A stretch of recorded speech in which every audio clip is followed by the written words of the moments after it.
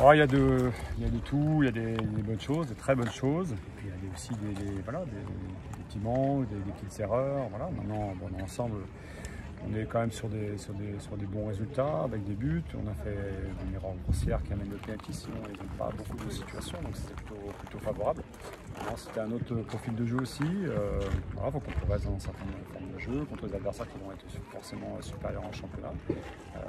Voilà, donc il y a pas mal de choses aussi à corriger. On avance, il n'y a pas trop de soucis physiques, ça c'est des points positifs aussi. Oui, il y a Blaise qui est pas là et chaque... Ouais, c'est des petites précautions, c'est pas méchant, je pense qu'ils seront là samedi. On finit un peu un cycle là avec des temps partagés. On va rentrer dans un mode de fonctionnement différent un petit peu à partir de samedi. On va gagner en temps de jeu, on va commencer voilà, avoir un degré physique plus important. Donc c'est important de ménager les petits soucis. On avait Jesse Denaga qui va reprendre aussi. Et je pense que les 3 joueurs vont reprendre pour être samedi sur le terrain. Samedi. Ouais. Vous avez encaissé votre premier but en 3 matchs, pas tout à fait dans le jeu. Ouais, c'est dommage parce que c'est une double erreur consécutive.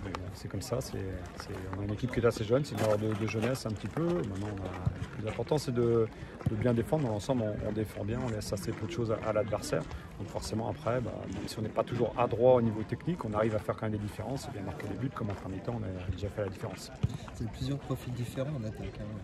Ouais, bien sûr, et puis il en manquait. On sait que c'est des joueurs aussi de qualité qui ne sont pas là. Il y aura peut-être aussi des joueurs qui ne sont pas encore au FC Metz qui vont arriver aussi. Donc c'est bien d'avoir des profils différents parce que les équipes adverses ne sont pas toutes ne jouent pas de la même manière. Et puis voilà, il y a des profils plutôt athlétiques, d'autres de vitesse, d'autres plus techniques. Voilà, c'est un ensemble. Il faut avoir des attaquants avec des profils variés, je pense. Ouais. C'est le premier match d'une liste de beaucoup de rencontres qui vont arriver là en quelques jours, une dizaine de jours, justement, pas de nouveau cycle. Il faut s'attendre à quoi un petit peu? Quels sont les objectifs? Je pense que le niveau va s'élever. Nous, on doit aussi élever notre niveau. Là, on est vraiment dans un rythme encore qui est pas assez soutenu. Donc, il faut franchir un palier. Il faut aussi savoir jouer avec un degré de fatigue plus important parce que là, ils étaient qu'avec 45 minutes par joueur. Donc, on va passer sur les temps de jeu de 70, 80, même 90 peut-être pour certains des samedis. Donc, il faut jouer aussi avec de la fatigue parce que, évidemment, qu'au début de championnat, on n'est pas prêt totalement. Et il faut être aussi lucide et puis faire des bonnes choses quand on est un petit peu fatigué. Donc, ça va être ça un petit peu sans avoir de blessure, évidemment.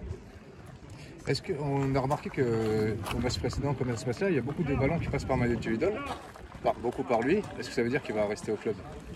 Bon, je ne sais pas si notre jeu forcément est lié à ça, mais bien sûr que j'ai bon espoir qu'il reste. Et, il prouve en tout cas sur les semaines d'entraînement et sur les matchs qu'il fait aujourd'hui encore qu'il est totalement impliqué dans le projet. Maintenant, je ne suis pas dans les discussions et les intimes voilà, de ce qui se passe entre les clubs.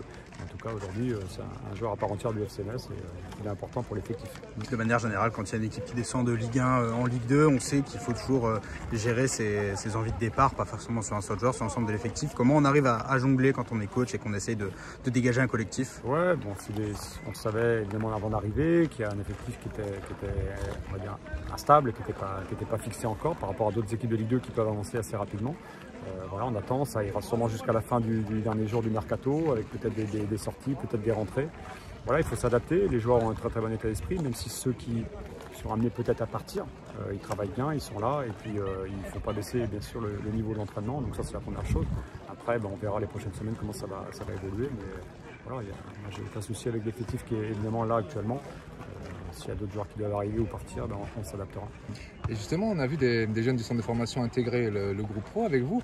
Est-ce que vous pensez que certains auront leur chance de rester avec vous tout au long de la saison, ce qui permettrait de valoriser le travail des éducateurs du centre de formation? Ouais, il faut attendre un petit peu, savoir la finalité du groupe, combien de joueurs vont peut-être partir, combien de joueurs vont peut-être arriver pour constituer un groupe au moins de travail d'entraînement. Après, en compétition, évidemment que si la performance elle est là, ils sont amenés à postuler et puis à concurrencer des joueurs qui sont peut-être plus aguerris. C'est le rôle et le jeu des jeunes joueurs. Les portes sont ouvertes, le fonctionnement ne sera pas cloisonné entre la formation et l'équipe professionnelle. Le jeune Morgan Bokele qui était prêté à Épinal la saison passée, il a quelques belles minutes avec vous, il montre des choses intéressantes. C'était l'avantage un petit peu de faire jouer quasiment sur 3 rencontres, 45 minutes par joueur, donc ils ont eu quand même un temps de jeu conséquent, équilibré pour voir, avec des profils et des postes un petit peu différents. Maintenant on va tirer un petit peu la synthèse de tout cela, et puis sûrement réduire un petit peu le groupe des samedis. Maintenant il y a eu des bonnes choses, des moins bonnes choses, certaines fois c'était d'autres joueurs, voilà, Morgan était déterminant aussi, Edouard a été aussi déterminant cet après-midi, Donc voilà, il y a des joueurs qui montrent qu'ils sont là pour l'instant et ils profitent de l'absence de joueurs comme Ablaye ou comme Savali. C'est le jeu et je pense que oui, on les reverra encore dans la préparation en tout cas. Merci à tous. Merci.